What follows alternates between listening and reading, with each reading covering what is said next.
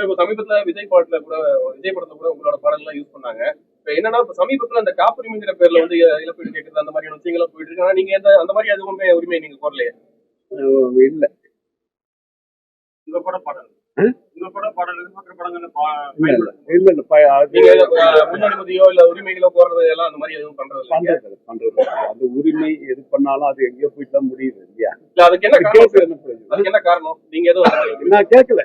அதாவது ஒரு உதாரணம் சொல்றீங்களா, இப்ப என்னுடைய பழைய பாடல் 90s சாங் எல்லாம் இப்ப வந்துட்டு இப்போ ஒரு படத்துல கருகரு கருப்பாயின்னு ஒரு பாட்டு வந்தது இல்லையா, பயங்கர ஹிட் ஆயிடுச்சு அந்த பாட்டு. அது நான் 92ல பண்ண மியூசிக். அது ஒரு நாள் ஒரு மாலுக்கு போயிருந்தேன், பொருள் வாங்குறதுக்கு போகும்போது ஒரு அப்பா கூட ஒரு சின்ன பையன் வரான். இப்ப 2 பசங்க இருந்தாங்க வந்து அந்த அப்பா சொல்றாரு, கருகரு கருப்பாய் பாட்டு கேட்டல இவர் தான் மியூசிக் அப்படின்னு என்ன காட்டுறாரு.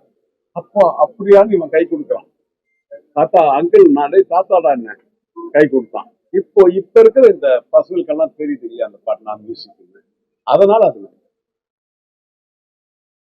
கரெக்டுங்களா? எனக்கு பேர் சின்ன குழந்தைங்க எல்லாம் பார்த்தோம்.